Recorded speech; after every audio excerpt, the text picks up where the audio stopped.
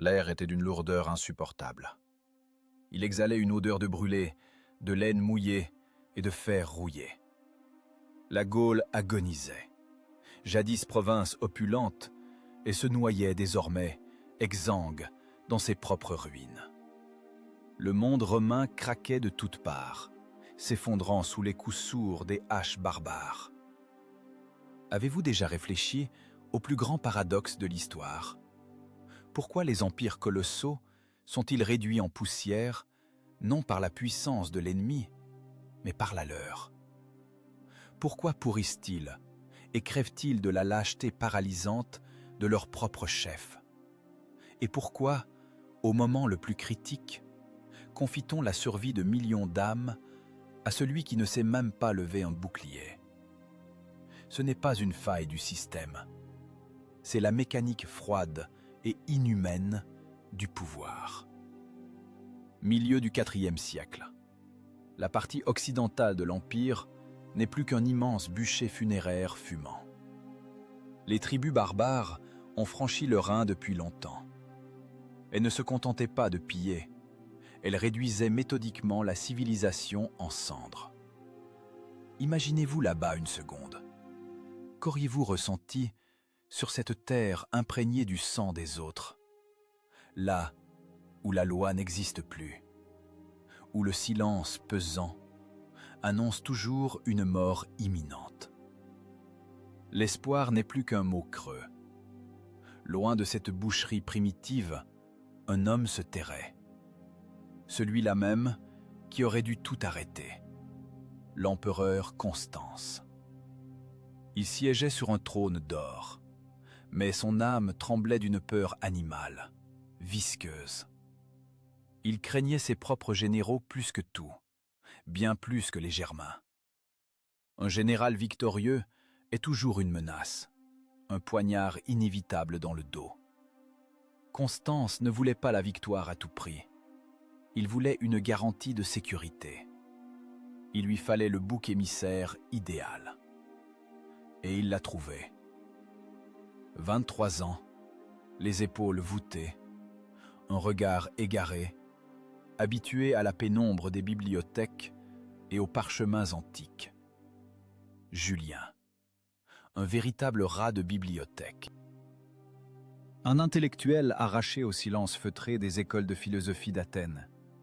Un jeune homme qui avait passé sa vie à fuir la réalité derrière d'épais traités. L'absurdité de cette décision sidéra les esprits de l'époque. Acculé, ce souverain lâche jette un intellectuel blafard en pâture à des Germains enragés. Pourquoi? La réponse effraie par son cynisme politique absolu.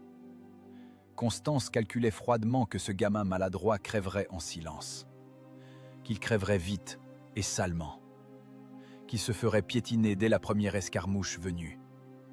Il disparaîtrait à jamais, cessant d'être une menace pour le trône. Un meurtre parfait, calibré, exécuté par des mains étrangères. Un vieux légionnaire s'appuyait lourdement sur sa lance ébréchée, vétéran de dizaines d'accrochages désespérés et oubliés.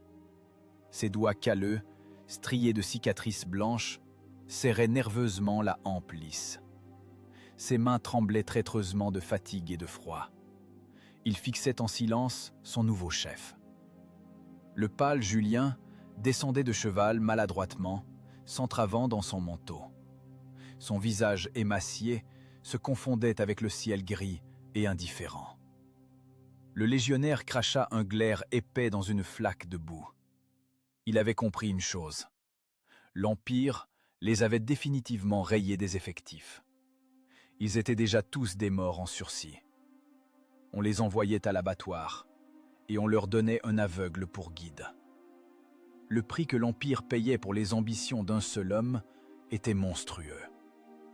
La machine bureaucratique de Rome tournait sans faillir, broyant aveuglément des milliers de vies dans ses engrenages implacables, juste pour préserver l'équilibre mental d'un paranoïaque.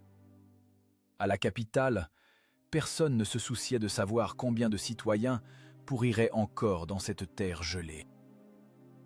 Comme l'écrivait avec amertume un contemporain de ces événements terribles, Ils ont remis le destin des dernières légions à celui qui pleurait sincèrement sur les pages des mythes antiques, oubliant que les barbares ne savent pas lire. Ces mots résonnent comme la sentence finale d'une génération entière. La Gaule sombrait définitivement dans les ténèbres. Les rares survivants se terraient dans les forêts profondes, comme des bêtes traquées. Les voies romaines pavées étaient envahies par les ronces. Les cités florissantes n'étaient plus que des squelettes calcinés. C'était l'agonie pure d'une province condamnée. La civilisation suprême prouvait son incapacité absolue à se défendre. Certains tramaient de fines intrigues dans des palais de marbre pour retarder leur fin d'un jour. D'autres forgeaient des épées lourdes dans les bois sombres pour apporter la mort. Et toute leur fourberie se révélerait impuissante face au hasard aveugle et implacable. Le plan de l'empereur semblait d'une perfection mathématique. Julien devait se dissoudre dans cette boue sanglante, à jamais. Mais tandis que la poussière des complots retombait dans les salles luxueuses, une tempête couvait déjà dans les forêts humides de Germanie. Personne, pas une âme ne donnait chair de la peau de ce philosophe de 23 ans. Ses propres soldats le regardaient avec un mépris non dissimulé. Affamés, aigris jusqu'à la moelle, livrés à eux-mêmes. Pour eux, ce jeune homme était le symbole de la trahison de Rome, un rappel vivant de leur propre insignifiance. La boue des tranchées ne connaît pas la pitié. Elle ne pardonne pas la faiblesse. Elle n'exige qu'une chose, du sang. Julien allait devoir faire un choix terrible. Crever comme une victime pitoyable et oubliée d'une intrigue de palais, ou faire un pas droit vers l'abîme, se perdre lui-même pour simplement survivre. Car tandis que les légions oubliées gelaient sur une rive, des ténèbres sans issue s'amassaient déjà sur l'autre rive du Rhin. La horde avait senti l'odeur de la peur romaine, et elle était affamée, d'une faim insupportable. Tandis que sur l'autre rive du Rhin, les chefs germains se partageaient un butin pas encore conquis, l'espoir lui-même pourrissait dans les camps d'hiver romains. Quelques mois après l'arrivée du César, les illusions s'étaient définitivement effondrées. Le philosophe se retrouvait au fond du gouffre. Ici, la nature ne connaissait pas la clémence. Une pluie glaciale ininterrompue transperçait les manteaux. Les routes étaient devenues un bourbier impraticable.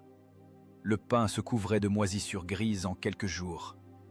Les soldats dormaient à même les flaques, leurs articulations se tordant sous l'humidité insupportable. Leurs esprits étaient rongés par une haine noire. Pas contre les barbares, mais contre la capitale lointaine, contre les sénateurs repus, et contre ce gamin ridicule qu'on leur avait envoyé pour le sacrifice. Julien était assis dans sa tente de cuir qui prenait l'eau. Il contemplait en silence ses mains blanches et fines. Des mains d'homme habitués à tourner délicatement des parchemins fragiles, pas à serrer la poignée humide et rugueuse d'un glaive.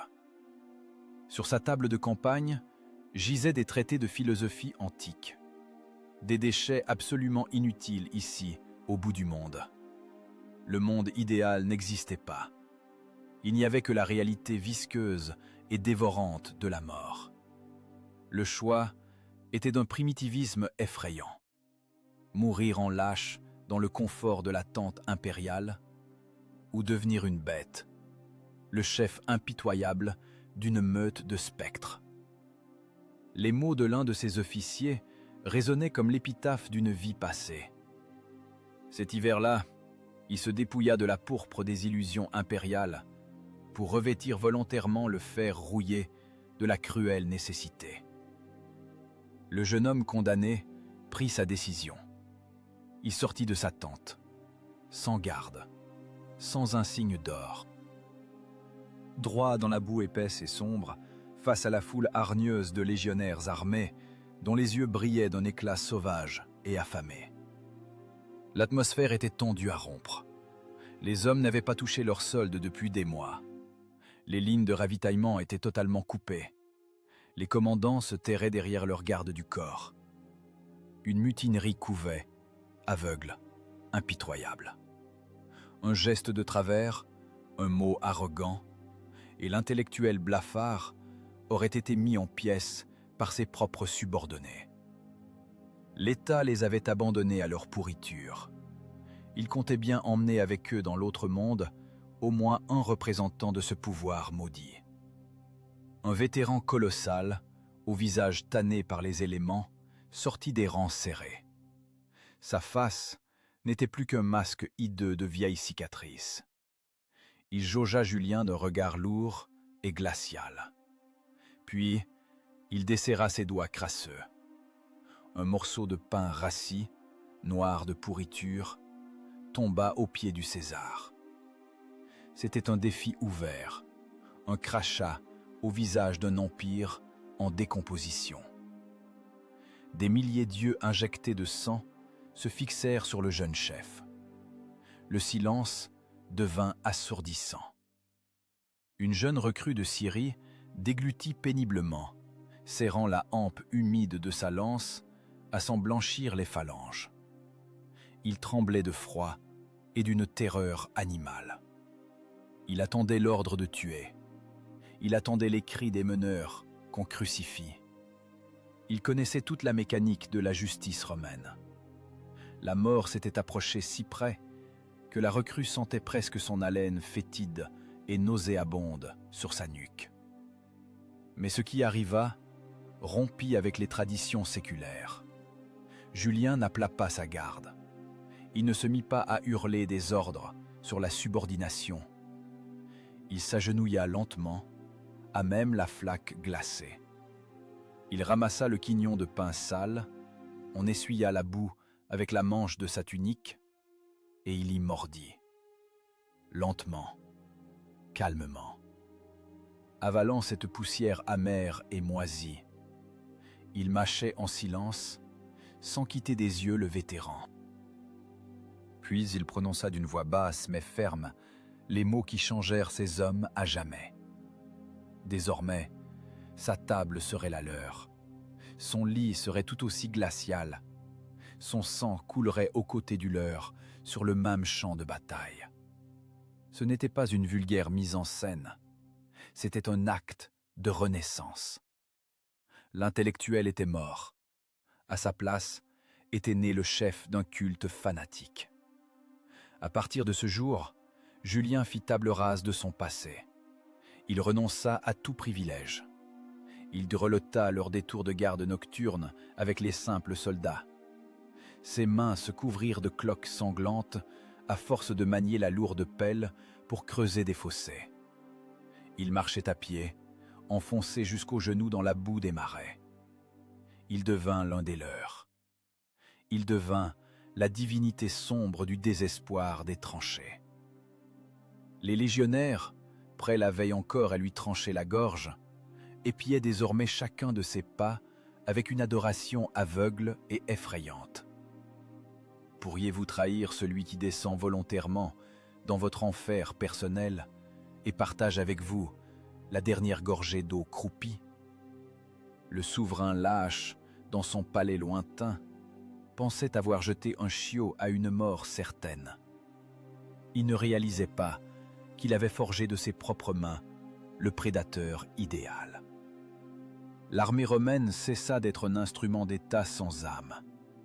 Elle se transforma en une secte monolithique de condamnés. Ils n'étaient plus mus par un patriotisme abstrait. Ils étaient guidés par la fraternité froide et suicidaire d'hommes qui avaient tout perdu. Julien avait reprogrammé leur psyché. Ils ne craignaient plus la mort imminente, car ils l'avaient acceptée comme un fait inéluctable. Certains bâtissaient des temples de marbre pour prier pour leur salut. D'autres effaçaient leur identité dans la boue pour devenir ce salut même.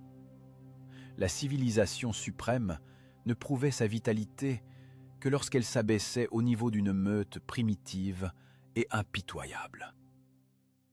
Ils devinrent un mécanisme parfait, une machine de mort sans nerfs ni doute. Mais même l'acier le plus trempé a besoin d'être éprouvé par le sang. Et cette épreuve déferlait déjà sur eux, comme une vague écrasante et implacable. Tandis que les légionnaires métamorphosés affûtaient leurs glaives en silence dans leur camp humide, le sol commençait déjà à trembler à l'est. Les tribus germaines éparpillées avaient mis fin à leurs querelles intestines. Une horde colossale de 35 000 barbares s'était mise en branle. Le piège se referma avec un bruit métallique. Il n'y avait plus de retour possible. Devant eux se profilait le point de non-retour géographique. Une cité dont le nom serait bientôt gravé au fer rouge dans l'histoire mondiale. Argentoratum. Argentoratum. Strasbourg. Une cité dont les ruines refroidies s'apprêtaient à recevoir une nouvelle ration de sacrifices humains. Tandis que les Romains transfigurés serraient en silence la poignée de leurs glaives dans leur camp fangeux, une obscurité primitive enflait sur la rive orientale du Rhin. 35 000 Alamans. Ce n'était pas seulement une armée d'invasion, c'était une apocalypse en marche, vivante. Une avalanche inexorable de chair, de fer rouillé et de rage animale. Ils venaient pour enfoncer définitivement le dernier clou dans le cercueil de la Gaule romaine. La terre tremblait sous leurs pas cadencés, l'air bourdonnait, la forêt gémissait sous les coups de centaines de haches. Les barbares abattaient des chaînes séculaires pour jeter des ponts lourds sur les eaux troubles du Rhin. Imaginez ce son, le craquement sec et rythmé du bois qui rompt, résonnant en écho dans la vallée du fleuve. Le son d'un compte à rebours monotone jusqu'à la fin de votre vie. Julien n'avait plus que 13 000 légionnaires épuisés et affamés. 13 000 contre 35 000. Un désespoir mathématique absolu. Une impasse stratégique. Une équation dans laquelle l'Empire, repu de la capitale, avait déjà tiré un trait définitif sur ses soldats, sans envoyer le moindre centurion en renfort. Comme l'écrivait l'un des chroniqueurs qui observèrent ce crépuscule sanglant, les Germains ne venaient pas pour l'or, ils venaient pour notre espace, laissant derrière eux leur peur et emmenant leurs femmes pour qu'elles voient leurs semences fertiliser une terre nouvelle. Les Alamans avançaient lentement, avec assurance, comme de véritables maîtres. Ils ne se cachaient pas dans les bois, ils allumaient des feux de signalisation si hauts que le ciel de Gaule, la nuit, rougeoyait d'une lueur d'incendie inquiétante. Un éclaireur romain, tapi dans la boue glacée au sommet d'une colline, observait cette traversée. Ses doigts étaient engourdis par le froid nocturne, s'enfonçant douloureusement dans la mousse détrempée. Il voyait le défilé sans fin de guerriers immenses et féroces. Il entendait le mugissement de leur bétail et le grincement sourd des chariots pesants. À cet instant, il prit conscience de sa vulnérabilité physique totale. Il n'était qu'un grain de sable sur le passage d'un rouleau compresseur d'acier. Son estomac se noua sous une peur animale et visqueuse. Les illusions de la civilisation s'arrêtaient là. Une boucherie primitive et impitoyable commençait. Mais l'horreur véritable ne résidait pas dans la masse aveugle de l'ennemi. À la fin du 2e mois de l'invasion de la Gaule, les chefs germains firent preuve d'une coordination effrayante. Ils ne s'étaient pas contentés de franchir le fleuve. Ils commencèrent, avec le calcul froid de rabatteurs expérimentés, à couper toute retraite aux Romains. Au nord, les troupes d'élite du grand chef Cnodomar avançaient. Au sud, ses neveux resserraient impitoyablement les tenailles.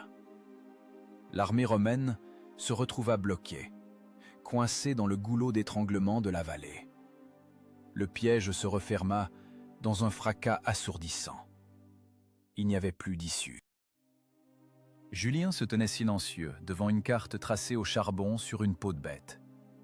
Derrière lui, les ponts brûlés et les fourrés impénétrables. Devant lui, un mur mouvant de 35 000 boucliers.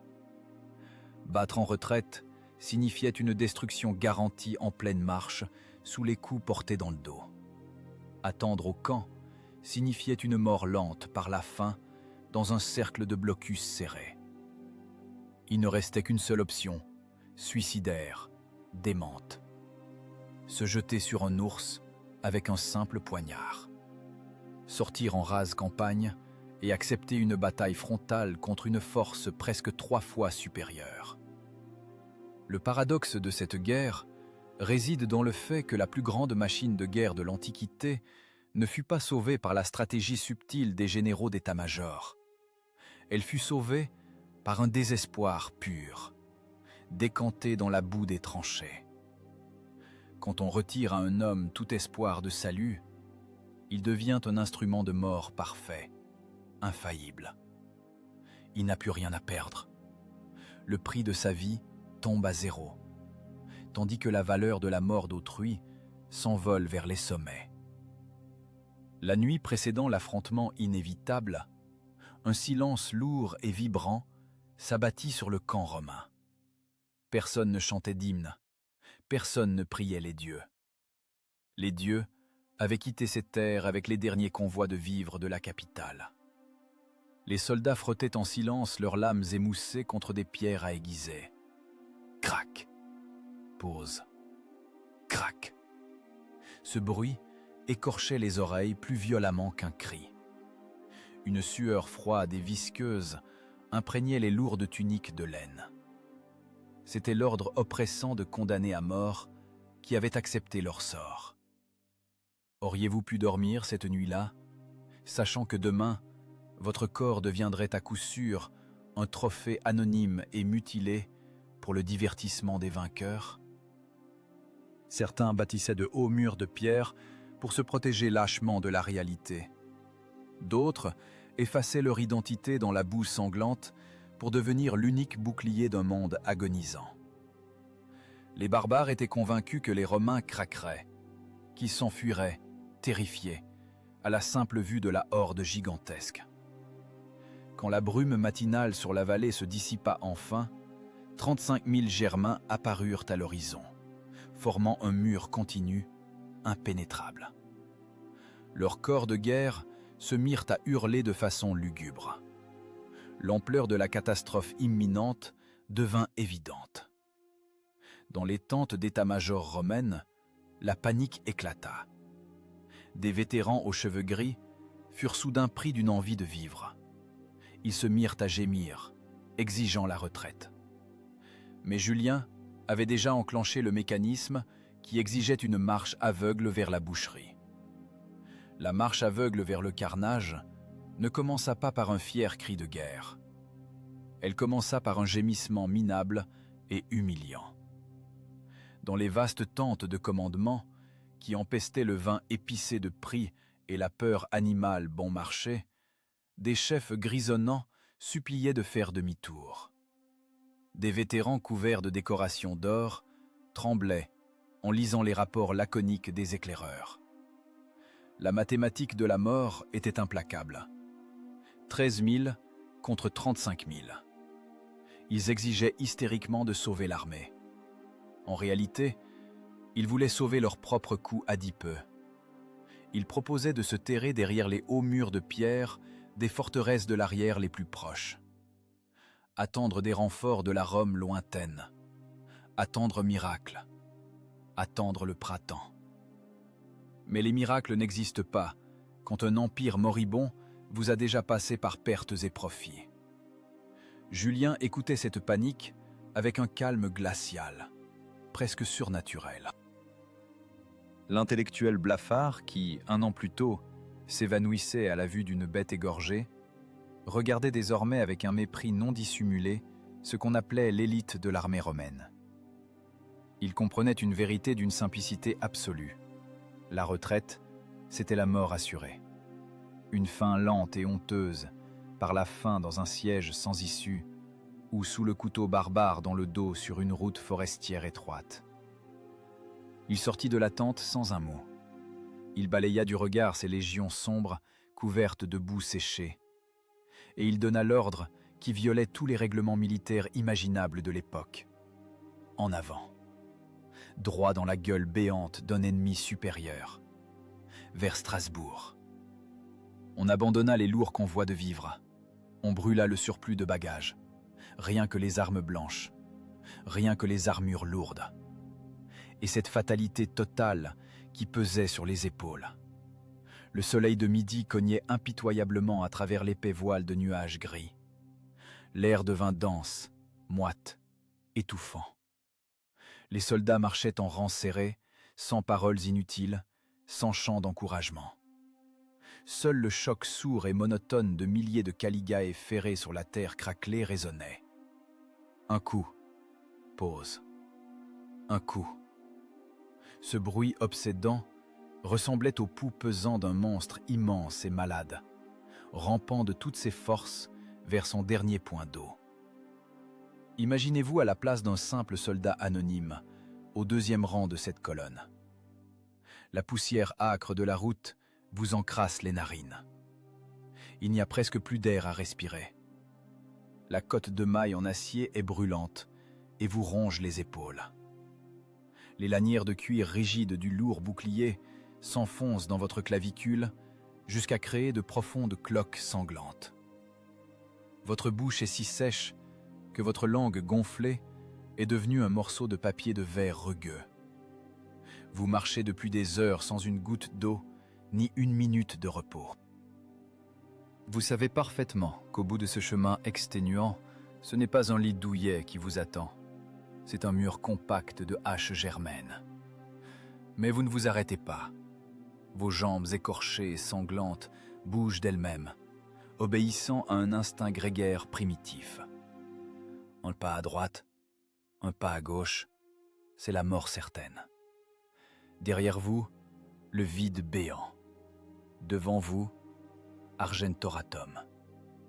Vous marchez obstinément vers l'échafaud, et chaque pas vous rapproche du moment où le coup inévitable et foudroyant s'abattra sur votre nuque. Plus de 30 kilomètres d'une marche forcée et ininterrompue sous une plaine brûlante. La formation romaine monolithique commença à s'étirer dangereusement. Des hommes à bout de force s'effondraient, victimes de coups de chaleur, dans la poussière aride du chemin. Personne ne les relevait. On se contentait de les contourner avec indifférence. Les faibles n'avaient plus leur place ici. Les officiers d'état-major, sur des chevaux en nage aux flancs battants, continuaient de semer la panique. Ils s'époumonaient, hurlant que les soldats étaient épuisés jusqu'à la moelle, qu'accepter une bataille d'une telle ampleur après une marche aussi démente était un suicide pur et simple. Ils suppliaient le César obstiné d'établir un camp provisoire et de laisser les hommes dormir au moins une nuit. Et à cet instant, Julien vacilla. Pendant une brève seconde, la logique froide l'emporta sur le désespoir sourd. Il leva lentement la main, s'apprêtant à donner l'ordre salvateur de s'arrêter. Mais alors, il se produisit quelque chose qui sortait totalement du cadre rigide de la subordination impériale. La machine lancée dans les camps d'hiver humides échappa au contrôle de son créateur. L'avant-garde des légions exténuées s'arrêta, mais pas pour creuser des tranchées. Des milliers de soldats couverts de poussière grise commencèrent à frapper de façon synchrone et rythmée leurs boucliers avec les pommeaux de leurs glaives. Ce grondement sourd, dont la puissance montait de façon terrifiante, couvrit instantanément les cris hystériques des officiers. Les légionnaires fixaient leur chef de leurs yeux brûlants, creusés par la faim. Ils ne voulaient pas dormir. Ils ne voulaient pas attendre inutilement. L'attente les rendait bien plus fous que la soif.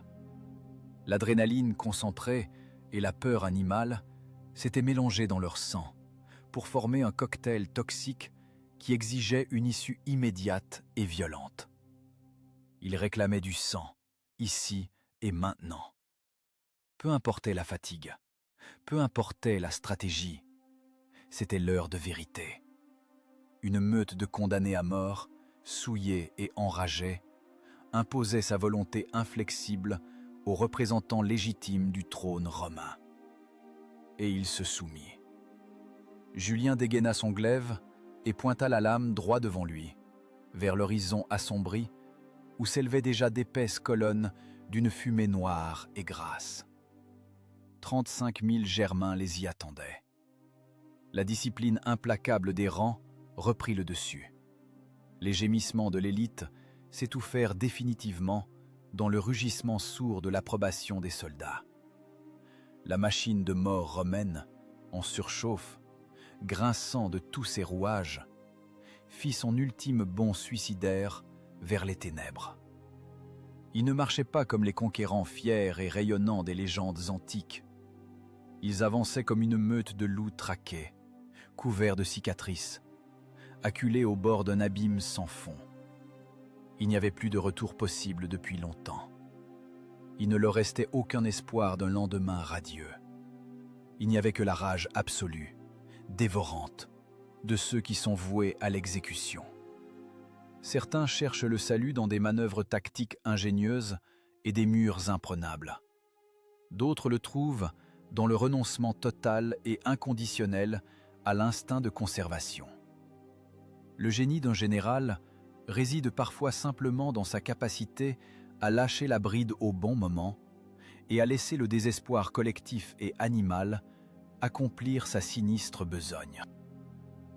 Rome n'allait pas tuer pour la gloire, mais simplement parce que c'était l'unique chance physique de survivre jusqu'au crépuscule. Mais pour tuer, il fallait d'abord plonger son regard dans les yeux de l'abîme.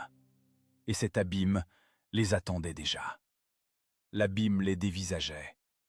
Il avait des contours tout à fait réels. 35 000 gorges expulsaient un rugissement primordial continu. La horde germanique ne restait pas immobile. Elle bouillonnait, elle pulsait. Un immense abcès purulent sur le corps d'une plaine suppliciée. Les barbares savouraient d'avance un carnage facile et impuni. Ils heurtaient leurs boucliers ronds en chaîne de leurs lourdes haches. Ils hurlaient longuement, imitant les loups sauvages. L'air tremblait sous ce rythme primitif et saccadé. L'odeur de la sueur aigre, des corps crasseux, de la graisse animale. Cette puanteur nauséabonde submergeait les rangs romains comme une vague étouffante. C'était la fureur des éléments, indomptés. Le chaos ayant pris une forme physique dense. Des géants aux cheveux tressés montraient les dents avec férocité. Ils regardaient les Romains épuisés, couverts de la poussière des routes, comme leur proie légitime. Comme du bétail, une chair faible. Pour eux, cette bataille était déjà gagnée avant le premier coup de glaive. Il ne restait plus qu'à ramasser les trophées d'or, à prendre des vies étrangères, à s'emparer de l'avenir impérial. Mais leur rugissement assourdissant, plein de fureur, se heurta soudain à un obstacle invisible et infranchissable. Il vola en éclats. Un silence de mort. La formation romaine ne produisit pas le moindre son. 13 000 gorges desséchées observaient un silence de plomb, à glacer le sang. Aucun cri de guerre hystérique, aucune prière à des dieux sourds. Seul le cliquetis sourd et rythmé du fer lourd. Bouclier contre bouclier, épaule contre épaule. La carapace d'acier se referma hermétiquement. Les êtres vivants et sensibles cessèrent d'exister. Ils effacèrent leur nom. Leurs peurs passées, leurs fragiles espoirs. Ils se transformèrent en un mécanisme unique, absolument sans âme, en une machine aveugle à broyer les os d'autrui. Imaginez-vous au tout premier rang de cette boîte d'acier close. Une salive amère et poisseuse vous emplit la bouche. Vos doigts gelés sont engourdis sur la poignée rugueuse du glaive. Vous sentez le tressaillement léger et croissant de la terre à travers l'épaisse semelle de vos caliguets. À 10 pas de vous, un mur compact de monstres hurlants et gigantesques. Vous voyez distinctement leurs yeux injectés de sang. Vous voyez les éclaboussures de salive sale sur leurs barbes. vous ressentez physiquement leur chaleur animale insupportable. Votre cerveau paniqué hurle de toutes ses forces. « Fuis, jette cette arme lourde, sauve-toi !» Vos instincts se débattent dans une hystérie sourde. Mais votre corps ne vous obéit plus. Il est devenu un simple rouage, un petit rivet interchangeable dans la colossale machine de mort impériale. Vous faites un pas synchrone en avant, en silence. Vous avez déjà accepté votre mort. Et c'est pour cela que vous n'avez plus peur. La tension devint palpable, presque physique. Une paralysie psychologique totale saisit l'étroite vallée de la rivière. Les chefs germains commencèrent à s'agiter visiblement. Leur infaillible intuition animale sonna soudain l'alarme. Ils s'attendaient à une panique facile. Ils s'attendaient à ce que les misérables restes des légions impériales s'effondrent à la vue de la horde. Qu'ils fuient, qu'ils offrent leur dos vulnérable au coup des longues lances. Mais la victime condamnée ne fuyait pas. La victime les regardait droit dans les yeux, d'un regard froid, vide, absolument fixe. C'était là le triomphe suprême, d'un cynisme absolu, du système antique en décomposition. L'empire agonisant n'avait pas besoin de héros flamboyants. Les héros sont trop imprévisibles. Ils posent trop de questions. Ils commettent des erreurs fatales. L'Empire n'avait besoin que de fonctions. Des fonctions obéissantes, infaillibles, prêtes à tuer de manière monotone et à mourir docilement au premier ordre. Et Julien lui donna ses fonctions idéales. L'ancien rat de bibliothèque avait froidement extirpé de ses soldats les derniers vestiges d'humanité. Il les avait remplacés par une discipline militaire absolue, à faire frémir. Il avait créé un monstre collectif, surpassant par sa cruauté calculée n'importe quelle horde sauvage. Le silence devenait insupportable. Il martelait les tympans plus lourdement que le cri le plus puissant. Il vidait méthodiquement les barbares de leur assurance primitive. Un vieux chef à la main s'arrêta soudain. Il abaissa sa lourde hache d'un geste hésitant.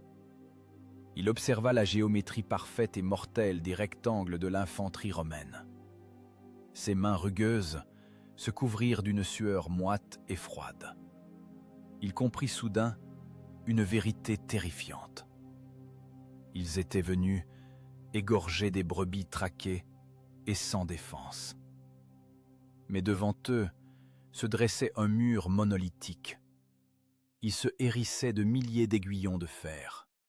Ce n'était pas une banale peur de la défaite, c'était l'effroi profond, inexplicable, du sauvage face à un ordre mathématique sans âme. Un ordre qu'on ne peut intimider par un cri sauvage, qu'on ne peut apitoyer, qu'on ne peut corrompre avec de l'or de butin. Mais le mécanisme colossal et aveugle de l'invasion barbare ne pouvait plus être arrêté. La masse énorme et incontrôlée des rangs arrière poussait inexorablement. Les guerriers se ruaient aveuglément en avant. Ils ne voyaient rien derrière le dos de leurs camarades. Ils poussaient violemment ceux de devant, droit sur les pointes mortelles des Romains. L'inertie du trépas collectif avait atteint sa masse critique. Le point de non-retour était franchi pour toujours. Les uns s'égosillaient pour étouffer désespérément leur propre peur croissante face au néant imminent. Les autres serraient les dents, car ils avaient accepté ce néant depuis longtemps, comme une réalité inévitable et banale. L'élément sauvage, indompté, et le calcul froid et précis se rencontrèrent de plein fouet. Il n'y avait plus d'espace pour une manœuvre tactique salvatrice. L'air, lourd et saturé, aurait pu être tranché au glaive. Un instant avant que la première goutte de sang chaud n'éclabousse la poussière sèche, le temps s'arrêta complètement. Ce fut cette seconde, longue et atroce. La seconde, où la soi-disant haute civilisation plongea son regard au plus profond des ténèbres primitives. Et les ténèbres furent les premières à scier. Julien se tenait au centre même de cette forêt d'acier silencieuse. Il leva lentement la main droite, un geste sobre, d'un calcul extrême. Aucune théâtralité de bas étage, aucun pathos héroïque. Juste un ordre sec, sans âme, pour activer le hachoir. Le silence tendu explosa dans un fracas assourdissant. Le ciel au-dessus de la plaine condamnée s'obscurcit soudain sous des milliers de projectiles. Une tempête de fer mortel était prête à s'abattre sur les têtes de ceux qui s'étaient naïvement crus les nouveaux maîtres de ce monde cruel. Un sifflement perçant, croissant, déchira le silence étouffant. Le ciel au-dessus d'Argentoratum s'assombrit brusquement. 13 000 pilums lourds s'envolèrent d'un seul élan. Ils restèrent un instant suspendus dans la brume grise, comme une nuée d'oiseaux de proie de fer, avant de s'abattre violemment. Ce n'était pas une pluie aveugle et chaotique, c'était un calcul chirurgical, d'une précision mathématique. Les javelots lourds aux pointes acérées accumulaient une force d'impact monstrueuse en fondant vers la terre suppliciée. Une explosion. Le craquement assourdissant du bois sec qui se brise. Des impacts sourds et humides. La grêle mortelle percuta les premiers rangs de la horde germanique avec une force catastrophique. Les tiges de fer pesantes transperçaient de part en part les épais boucliers de chêne. Elles s'y plantaient fermement, leur poids entraînant la protection vers le bas et privant totalement les barbares de couverture. Les lances trouvaient infailliblement la chair nue. Elles perçaient facilement les armures grossières et brisaient les os. Le premier sang vint gorger la poussière desséchée de la route, la transformant instantanément en une pâte épaisse et gluante. La formation dense de 35 000 hommes tressaillit. Les premiers rangs des Alamans cessèrent simplement d'exister, s'effondrant dans un gémissement sourd sous le poids du fer qui les avait transpercés. Comme le constata sèchement l'un des scribes de l'état-major ayant survécu, ils pensaient partir pour une chasse facile et impunie, mais ils ont rencontré un mur compact de morts volantes et inéluctables. L'ironie du combat antique est toujours la même. L'arme la plus sophistiquée de l'Empire fonctionnait sans faille, broyant méthodiquement la fierté primitive en une bouillie sanglante. Mais la masse vivante colossale ne pouvait plus être arrêtée. L'inertie de dizaines de milliers de corps poussait inexorablement l'avant-garde alamane. Aveuglés par la rage et la douleur, les barbares marchaient directement sur les corps de leurs frères tombés. Droit sur les pointes des glaives romains tendus, une seconde avant l'impact, les légionnaires firent un pas court en avant de manière synchrone, ancrèrent leurs pieds au sol et pressèrent les bords de fer de leurs casques contre leur poitrine. L'impact. Le fracas de cette collision monstrueuse ressembla à l'effondrement d'une montagne de pierres ou à la chute d'une forêt séculaire. Il roula en un écho pesant dans toute la vallée du Rhin. Une déferlante humaine s'écrasa à pleine vitesse contre une digue d'acier monolithique. Imaginez-vous pris au piège dans un coffre de bois étroit et sombre, jeté sous les sabots d'un troupeau en furie. L'air est instantanément expulsé de vos poumons dans un sifflement. Le lourd bouclier rectangulaire vous frappe le visage avec une force terrifiante, vous fendant les lèvres et vous brisant le nez. Derrière vous, des milliers de vos camarades vous pressent, vous empêchant de faire le moindre pas salvateur en arrière. Devant vous, rugit un mur de muscles compacts, sentant la sueur aigre, la laine mouillée et le sang. Vous ne pouvez pas lever le bras pour un large mouvement. Vous ne pouvez pas respirer normalement. Vous n'êtes qu'un ressort aveugle, comprimé à l'extrême dans ce mécanisme d'état impitoyable. Le seul mouvement qui vous est désormais possible, ce sont de petits coups de lame méthodiques portés sous le bord inférieur du bouclier. 1, 2, 3. À l'aveugle, dans un ventre étranger, dans une cuisse étrangère. La sinistre routine d'un massacre à la chaîne. Vous ne ressentez pas de haine brûlante pour l'ennemi. Vous essayez simplement de conquérir encore quelques bouffées d'air vicié. L'enfer suffocant de la mêlée commença.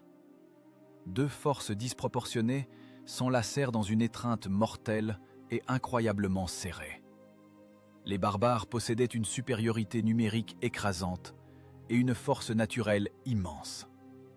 Ils abattaient sur les rangs romains des coups dévastateurs de lourdes haches de guerre et de longues épées. Le bois craquait désespérément. Les bordures de bronze se tordaient et sautaient dans un tintement perçant. On pouvait facilement perdre la raison sous ce martèlement sourd, continu et rythmé. Cela ressemblait au travail d'une scierie géante et sans âme, où, au lieu de troncs d'arbres, on broyait méthodiquement des destins humains. L'atmosphère sur le champ de bataille se transforma rapidement en un chaos impénétrable. Une poussière grise et épaisse se mêla à la vapeur brûlante émanant de milliers de corps en sueur. Les hommes étouffaient dans cette étuve fétide. Leurs caligae percés glissaient sur le sol qui se transformait rapidement en une boue rouge et visqueuse. Plus personne ne voyait l'ensemble de la bataille. Le monde de chaque soldat s'était réduit à la taille d'un visage ennemi déformé par la rage, à portée de main. Le système de survie romain fonctionnait à l'extrême limite de ses capacités. Une discipline de fer contre un élément primaire aveugle. Les légionnaires de Julien ne cherchaient pas l'héroïsme ou les exploits individuels éclatants.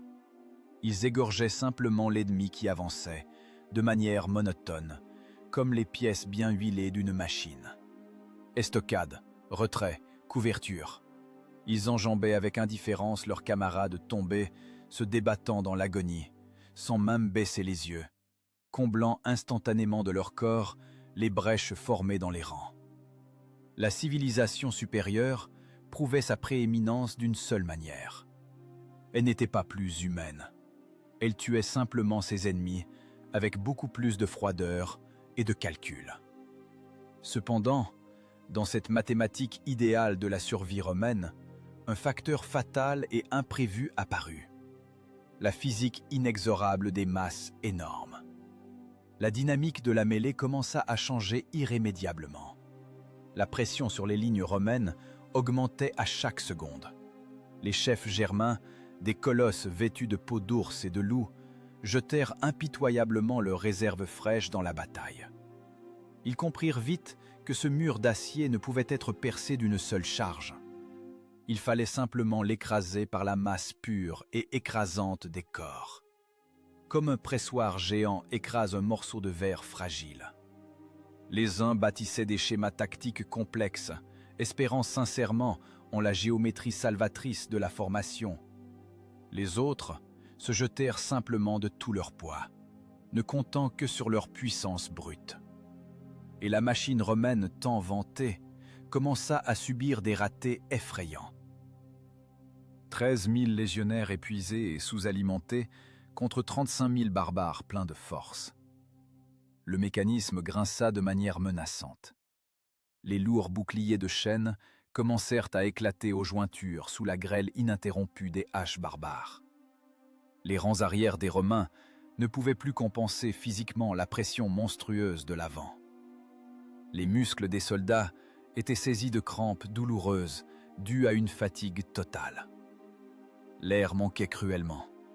Les hommes au centre même de la formation mouraient sans même avoir été touchés par les lames ennemies.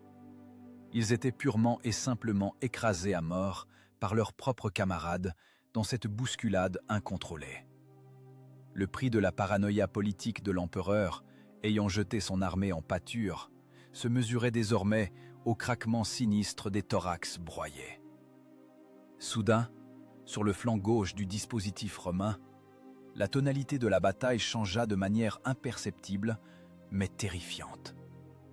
Le cliquetis sourd et monotone d'une protection fiable fit brusquement place au fracas chaotique du métal qui se déchire et aux cris humains désespérés.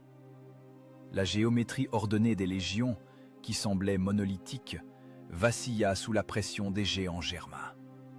Le mur idéal commença irrémédiablement à se fissurer, prêt à engloutir les restes de l'espoir. La brèche dans le mur romain se propageait à toute vitesse. L'espoir mourait sous les lourdes bottes des colosses germains. Le flanc gauche des légions commença à s'étouffer douloureusement dans son propre sang. La pression s'avéra insoutenable. Les os humains ne résistent tout simplement pas à une telle poussée. Les chefs barbares en peau d'ours menèrent personnellement cette percée sanglante. Ils étaient immenses. Ils projetaient les soldats romains fatigués comme des poupées brisées, absolument inutiles. Les boucliers de bois éclataient. L'armure d'acier ployait. Les plaques de bronze sautaient dans un tintement aigu. La célèbre discipline romaine connut son premier revers sérieux. La panique est la maladie la plus contagieuse à la guerre. Elle se transmet par un seul regard dilaté par l'effroi animal, par un seul cri désespéré. Et cette épidémie invisible envahit instantanément tout le bord gauche de la formation. Le rang monolithique se désagrégea en fragments isolés et tremblants. Les hommes commencèrent à reculer. La retraite organisée menaçait de se transformer en une fuite aveugle. La fuite mit à nu les entrailles palpitantes de l'armée romaine. Imaginez-vous à la place d'une jeune recrue gauloise sur ce flanc précis. Vos poumons brûlent d'un feu d'enfer par manque d'oxygène. Vos mains engourdies retiennent à peine votre arme lourde. Soudain, l'épaule du vétéran expérimenté à votre droite disparaît. Il s'effondre lourdement dans la boue. Il n'y a plus d'appui fiable. Une béance glaciale s'est formée. Dans ce trou s'engouffre déjà un ala-main gigantesque, hache levée. Vous sentez distinctement l'odeur aigre de sa respiration saccadée. Vous comprenez une chose terrifiante. La mathématique de la survie travaille désormais exclusivement contre vous. L'instinct aveugle de conservation paralyse instantanément votre raison. Vous faites un pas hésitant en arrière. Vous baissez votre lourd bouclier. Vous essayez simplement de fuir cette mort inéluctable dans la poussière grise. Votre guerre personnelle s'arrête là. La fin de la guerre pour un seul homme signifie la perte certaine d'une légion entière. À la fin de cette journée interminable, le soleil disparut définitivement derrière un épais rideau de poussière pourpre. La perte de toute l'armée impériale devint une question de minutes. Le coin d'acier germanique éventrait les lignes romaines avec assurance. Les barbares exultaient. Ils s'apprêtaient à refermer pour toujours le cercle d'encerclement. Le piège mortel allait se refermer une seconde fois. Définitivement. Le prix de l'erreur de gestion des politiciens de la capitale se payait ici et maintenant. Il se mesurait par des milliers de vies que l'Empire avait déjà cyniquement rayées de ses registres depuis longtemps. Mais même les morts rayés des comptes refusent parfois catégoriquement de s'allonger dans les tombes creusées d'avance pour eux. Julien observait ce désastre stratégique avec une horreur froide et détachée. Ces belles théories livresques tombaient en poussière. Le naufrage des illusions dictait la seule décision possible, absolument suicidaire. Le pâle philosophe comprit l'évidence.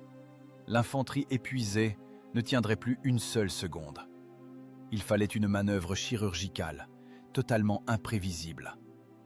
Il ne lui restait qu'un seul atout dans sa manche, la cavalerie lourde. Une poignée de cavaliers fatigués contre une mer déchaînée de barbares. Julien donna un ordre sec, impitoyable. Aucun déploiement complexe, aucune tactique académique élégante. Juste une charge aveugle et furieuse, droit dans le flanc des géants qui avançaient. Les cavaliers éprenèrent en silence leur monture en nage. Le poing d'acier se serra pour un ultime assaut, désespéré au possible. Ils allèrent vers une mort certaine, sans poser de questions. Le galop de la cavalerie ébranla la terre suppliciée. Les cavaliers, bardés d'un acier étincelant, percutèrent dans une course folle la foule désordonnée des Germains en liesse. Le craquement sourd des lances qui se brisent se mêla instantanément au hennissement déchirant des chevaux. C'était un acte de désespoir absolu, d'une pureté cristalline. La fière cavalerie romaine ne pouvait physiquement pas vaincre cette horde gigantesque. Elle ne pouvait qu'acheter un peu de temps précieux, un échange d'un cynisme extrême, troquer leur propre vie contre quelques bouffées d'air supplémentaires pour l'infanterie qui étouffait. Les cavaliers se noyaient rapidement dans la mer hurlante d'ennemis enragés. Ils étaient impitoyablement arrachés de leur selle par de longs crocs de fer. Ils étaient méthodiquement achevés à coups de lourdes massues dans la boue sanglante. Les chevaux se débattaient dans une agonie atroce, se brisant les membres sur les corps humains. L'élite de l'Empire mourait dans un silence terrifiant. Ce prix terrible n'avait pas été taillé en vain. Le sacrifice suicidaire des cavaliers offrit aux Romains une seconde de répit, une unique seconde salvatrice. Tandis que certains cherchaient un salut dérisoire dans une fuite éperdue, d'autres achetaient la vie de leurs camarades au prix de leur propre sang. L'issue de cette immense boucherie ne tenait encore qu'à un fil ténu. Les Germains marquèrent une hésitation visible, le temps de digérer cette contre-attaque de cavalerie aussi inattendue que désespérée. Pourtant, le courage de ces condamnés n'avait fait que retarder d'un court instant la chute inévitable de Rome. Le flanc gauche se vidait de son sang, mais il continuait à s'accrocher obstinément à la vie dans ce hachoir à viande impitoyable. La machine étatique romaine vacillait au bord d'un abîme sans fond. Et tandis que l'attention tendue de tous les chefs de guerre était rivée sur ce flanc qui s'effondrait, une étincelle mûrissait au cœur des rangs. Au centre même de la bataille, une tempête nouvelle et totalement imprévisible commençait à naître. La tempête ne demande pas la permission aux généraux d'état-major poltrons. Elle balaye simplement tout ce qui est vivant sur son passage inexorable. Au centre de ce gigantesque carnage, s'était formé un amas grouillant et colossal de cadavres et de corps encore chauds. Ici, l'air finit par manquer. Les hommes respiraient par saccades les vapeurs brûlantes du sang d'autrui et une poussière de soufre âcre, étouffante.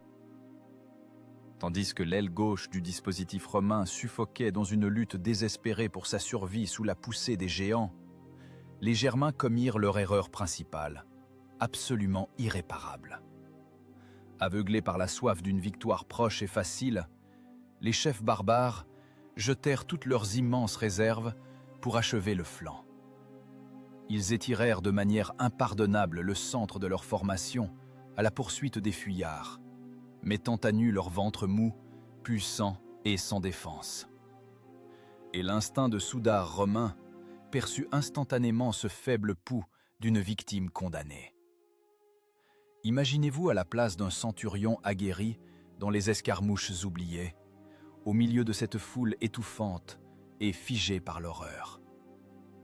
Vous avez de la boue collante et glissante jusqu'aux chevilles. Votre respiration hachée siffle dans vos poumons brûlés. Vous regardez à travers la fente étroite d'un casque lourd, inondé de sueur salée. Et soudain, vous voyez un vide effrayant dans le mur continu des boucliers de chêne germains, juste devant vous. La formation ennemie est devenue dangereusement lâche. La géométrie mortelle et dense de la horde sauvage s'est brisée. Vous connaissez par cœur le règlement militaire rigide. Vous avez le devoir de tenir une défense fermée et d'attendre docilement l'ordre d'en haut, venant d'un commandement désemparé. Toute initiative, même la plus louable, est punie dans l'armée impériale par une exécution immédiate et atroce. Mais vous connaissez aussi le prix réel d'une seconde perdue. Cette unique seconde vaut les 13 000 vies de vos frères. Vos lèvres gercées s'étirent en un rictus cynique et bestial. Vous pissez une fois pour toutes sur la sacro-sainte subordination impériale. Vous levez lentement votre épée lourde et profondément ébréchée, bien haut au-dessus de votre tête. Vous poussez un unique rugissement guttural, assourdissant. Et quelques centaines de légionnaires épuisés, ayant perdu tout espoir autour de vous, font un pas en avant de manière synchrone. Ils n'attendent pas le signal élégant des trompettes d'argent. Ils ne regardent pas vers les tentes de l'état-major. Ils n'obéissent qu'à l'instinct ancestral du prédateur qui a senti le sang frais. Cet acte d'insubordination instinctif et instantané a changé à jamais le cours de l'histoire mondiale. Le centurion anonyme rallia autour de lui un coin de choc compact, un triangle blindé de corps humains compressé à la respiration lourde. Ce fer de lance d'acier s'enfonça impitoyablement sur sa lancée dans le centre mou de l'armée germaine.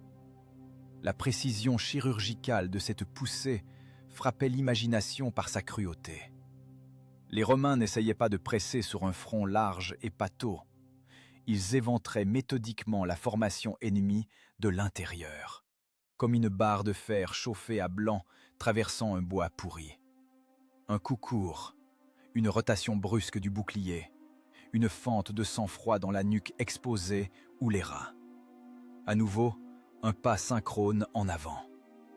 La discipline, forgée dans la douleur par Julien dans les camps d'hiver affamés, fonctionnait désormais avec une efficacité décuplée et terrifiante.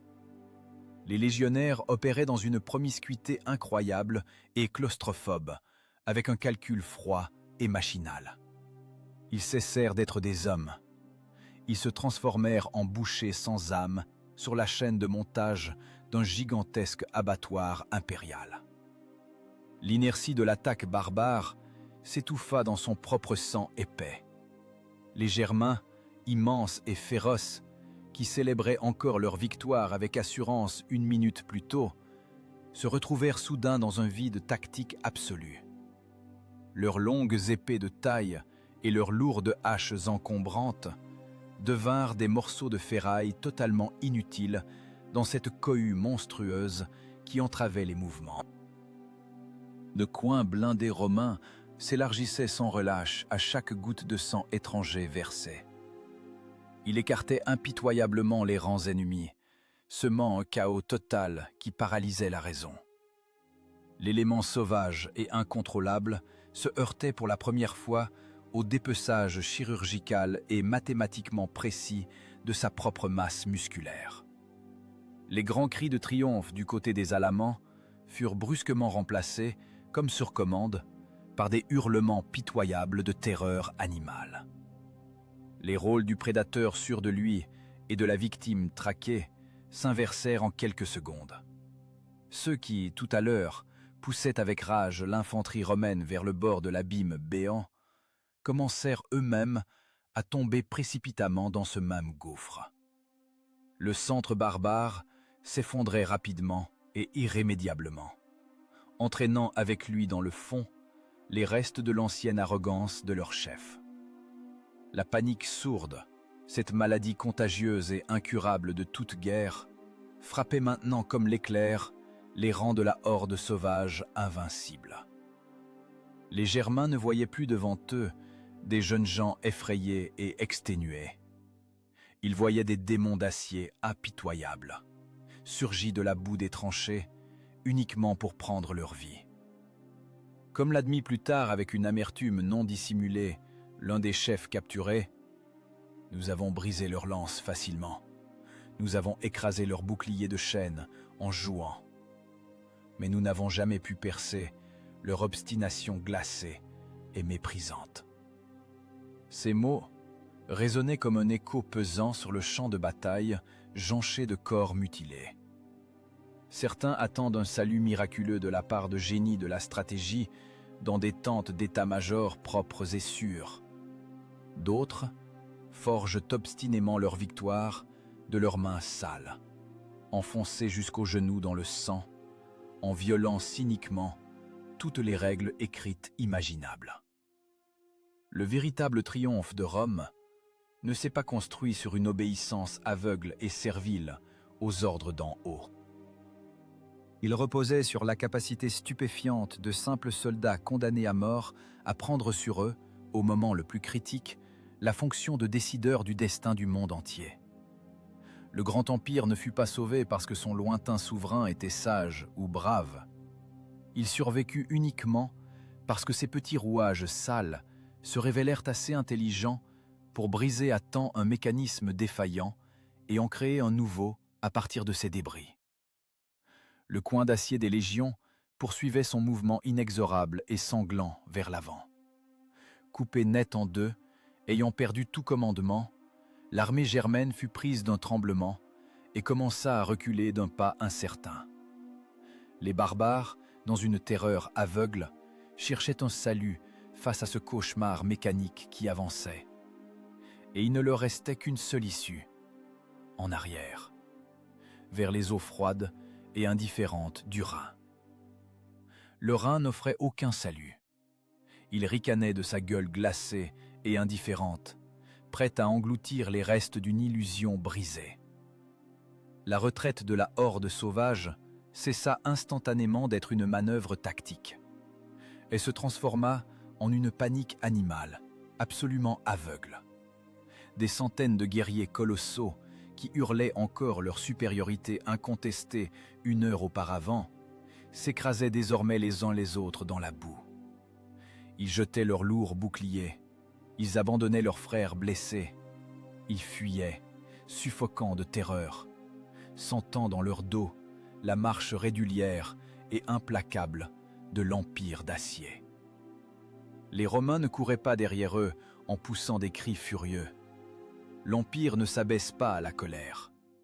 L'Empire s'occupe du nettoyage méthodique et bureaucratique du territoire, le débarrassant des déchets biologiques hors d'usage. Le territoire s'était transformé en un gigantesque abattoir à ciel ouvert. Acculés, les barbares roulaient par milliers des berges abruptes et croulantes directement dans les eaux boueuses. Imaginez-vous à la place d'un jeune lancier germain, miraculeusement échappé des tenailles d'acier. Vos poumons brûlent, votre bouche est pleine de poussière grise et de mousse. Vous vous jetez d'un bond dans l'eau salvatrice, mais le froid glacial paralyse instantanément vos muscles fatigués. Votre cotte de maille, votre fierté, prise sur le corps d'un centurion romain tué, devient maintenant votre bourreau personnel. Le fer lourd vous tire vers le fond vaseux. Vous battez l'eau frénétiquement. Vous essayez de gober de l'air. Mais au lieu d'oxygène, vos poumons se remplissent d'une eau trouble, mêlée au sang des autres. Votre gorge émet un dernier gargouillis pitoyable. Et vous disparaissez à jamais dans les profondeurs sombres, devenant un grain de sable anonyme dans les fondations du triomphe d'autrui. Le triomphe de la civilisation avait un aspect monstrueusement inesthétique. 35 000 géants invincibles s'étaient transformés en un troupeau traqué ayant perdu toute volonté. Des milliers de corps se débattaient dans la rivière, s'agrippant les uns aux autres, noyant leurs propres congénères dans un accès de folie incontrôlable. Et sur la rive haute, les légionnaires romains épuisés se tenaient en silence. Ils ne prenaient pas la peine de les poursuivre à la nage. Ils s'étaient simplement alignés en rang régulier et, comme sur un terrain d'entraînement militaire ennuyeux, ils canardaient méthodiquement les cibles mouvantes avec leurs lourds javelots et leurs flèches tendues. Un impact, un plouf sourd. L'eau du Rhin changeait rapidement de couleur. Elle devenait épaisse, pourpre, pesante. Le fleuve s'étouffait littéralement de chair humaine, incapable de digérer une telle quantité de cadavres. Le prix des ambitions se paie toujours en monnaie sonnante et trébuchante de vie humaine. Et ici, Rome venait de décrocher une mise gigantesque et effrayante. La mise revint à ceux qui savaient garder un calme de glace, alors que le monde environnant roulait dans l'abîme. À la fin de cette journée interminable, quand le soleil commença à se noyer paresseusement dans le hachis sanglant du fleuve, le dénouement arriva. Sur fond de ce paysage apocalyptique se joua la comédie principale d'une époque finissante. Le chef suprême, le maître de l'autre rive, l'invincible Cnodomar, l'homme qui avait juré de détruire la Gaule et de mettre tout l'Empire à genoux. Ce colosse même, dont le nom faisait suer les sénateurs d'une peur animale. Désormais, ce grand souverain rampait à quatre pattes dans une boue épaisse et collante. La boue recouvrait abondamment son armure autrefois luxueuse. Sa garde d'élite s'était enfuie depuis longtemps ou pourrissait au fond du fleuve. Son immense cheval de bataille gisait non loin de là, les jambes brisées. Cnodomar respirait lourdement, essayant de se cacher dans les roseaux denses de la rive, comme un rat traqué et pitoyable. Mais les détachements de recherche romains travaillaient à la perfection. Aucun duel final épique, aucun bel échange de coups de taille, juste le craquement sec d'un roseau brisé et un cercle régulier de lames courtes pointées vers sa poitrine. Les lames ne laissèrent pas de choix. Le puissant barbare, qui, au petit matin, s'apprêtait à diviser le monde entier en deux avec sa lourde hache, se mit soudain à gémir doucement. Il leva ses mains tremblantes et souillées. Il n'essaya pas de se tuer pour préserver les restes de son honneur de guerrier. Il choisit la vie. Une vie dans une humiliation absolue et sans issue. Les soldats romains ne le frappèrent pas. Ils le regardaient avec un vide absolu et glacial dans les yeux. Avec ce mépris indifférent avec lequel un boucher fatigué regarde un bœuf marqué au fer.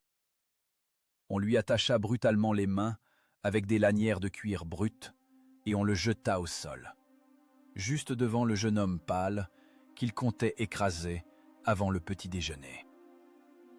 Le petit déjeuner de ce jour-là s'avéra démesurément lourd pour tout le continent.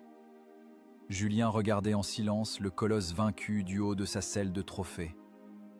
Le philosophe, devenu par nécessité un bourreau impitoyable, ne prononça pas un seul mot emphatique.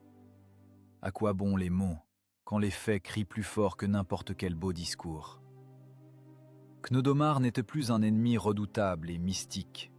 Il était devenu un banal actif bureaucratique, un simple inventaire, un morceau de viande vivant que l'on ferait bientôt défiler enchaîné dans les rues de la capitale pour amuser, le temps d'une journée, la plèbe impériale toujours affamée. La plèbe applaudirait sans en comprendre l'essence. Certains souverains bâtissent leurs royaumes illusoires sur le fondement d'une fierté primitive. D'autres vendent cyniquement cette fierté pour une inspiration saccadée de plus dans une mare de boue. La plus grande ironie du pouvoir réside dans le fait que la liberté sauvage se brise toujours contre l'implacabilité sourde et mathématique du système. Une machine qui ne connaît ni la haine, ni la pitié, mais qui, avec un grincement froid, appose méthodiquement des sceaux sur des arrêts de mort. Les sentences furent exécutées, les rives nettoyées, et un silence de mort descendit à nouveau sur la terre meurtrie. Le triomphe semblait absolu et sans appel. Une poignée de condamnés au sacrifice avait accompli l'impossible, déchirant en lambeaux l'élément invincible. Mais toute victoire éclatante dans ce monde pourrissant n'est qu'un court sursis avant la catastrophe suivante. Et tandis que les légionnaires survivants lavaient avec indifférence le sang des autres sur leurs casques cabossés, l'histoire préparait déjà pour leur chef un final nouveau, encore plus absurde. Le final de cette histoire s'avéra être une moquerie cruelle et perverse de l'essence même de la grandeur humaine. Argentoratum ne devint pas un nouveau point de départ pour la prospérité de l'Empire. Ce ne fut qu'un éclat vif et aveuglant de phosphore en décomposition dans un gigantesque cimetière politique.